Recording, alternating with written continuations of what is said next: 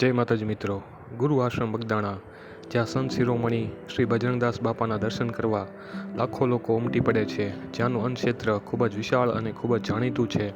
પરંતુ બગદાણા ધામને વિકાસના રસ્તે લઈ જવામાં, જગ્યાને ખૂબ વિશાળ બનાવવામાં અને આજે આપણે જે બગદાણા ધામના દર્શન કરીએ છીએ તેની કાયાપલટ કરનાર બગદાણાના મેનેજિંગ ટ્રસ્ટી શ્રી મંજીદાદાનો ખૂબ મોટો ફાળો છે અને તેમની અથાગ મહેનત આજે રંગ લાવી છે. આ મંજીદાદા એ જ બગદાણા ધામની કાયાપલટ કરી. મંજીદાદાનું પૂરું નામ મંજીભાઈ કાછડિયા હતું. તેઓ સુરત તથા બગદાણામાં જ હંમેશા રહ્યા છે અને બાપાની હાજરીમાં પણ તેઓ બાપાના પરમ સેવક હતા અને બાપાને તેઓ પોતાના ગુરુ માનતા હતા.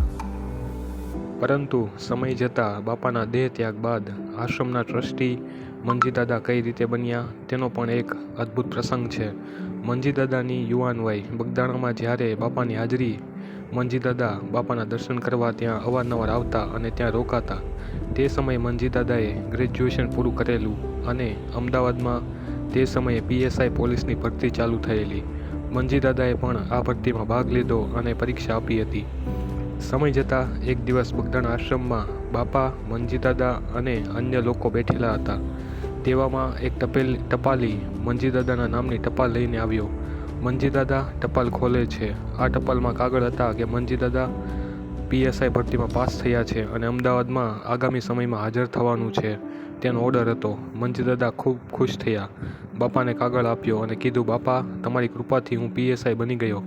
બાપાએ આ PSIની નોકરીનો કાગળ હાથમાં લઈને ફાડી નાખ્યો. આજુબાજુના લોકો ચોંકી ગયા. મંજીદાદા પણ દુઃખી થઈ ગયા.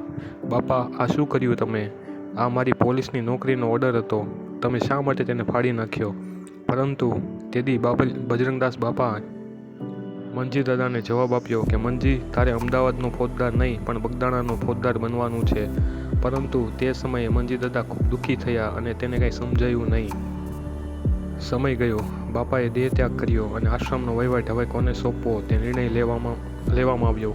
ટ્રસ્ટ બન્યો. સાધુ સંતોની અને લોકોની હાજરીમાં આ ટ્રસ્ટના પ્રમુખ બનવામાં પ્રથમ નામ મંજીદાદાનું આવ્યું. મંજીદાદાને બગદાણા ધામ ટ્રસ્ટીના પ્રમુખ બનાવવામાં આવ્યા.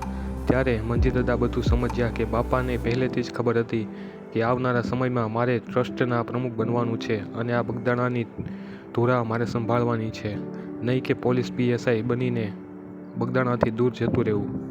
બાપાને આ વાત પહેલેથી જ ખબર હતી. મંજીદાદા બાપાના આ ચમત્કારને ઓળખી ગયા અને બાપાના અનન્ય સેવક બની આશ્રમની ધુરા સંભાળી અને આશ્રમને ખૂબ જ વિકાસના પંથે લઈ ગયા. મંજીદાદાના પ્રયાસોથી જ નિસ્વાર્થ સેવા અને તેમના અથાગ મહેનતથી આજે બગદાણા ધામ વિશ્વમાં જાણીતું છે. ભવ્ય વિશાળ મંદિર, સુંદર વ્યવસ્થિત અન્નક્ષેત્રનો વિકાસ મંજીદાદાના ફાળે જાય છે. એક ટ્રસ્ટના પ્રમુખને શોભે તેવા જ વિકાસના કામો મંજીદાદાએ કર્યા છે. બાપાનો પ્રસાદ આજે ખૂબ જાણીતો છે. મંજીદાદા આજે આપણે વચ્ચે નથી, પણ મંજીદાદાના કાર્યો આજે આપણે જોઈ શકીએ છીએ. એ માત્ર ને માત્ર ગુરુકૃપા, બાપા સીતારામનું નામ, જેના થકી જ આ બધું શક્ય બન્યું છે. તો આ હતી વાત બગદાણાના મેનેજિંગ ટ્રસ્ટી શ્રી મંજીદાદા અને બજરંગદાસ બાપા વચ્ચે બનેલ એક પ્રસંગની વાત.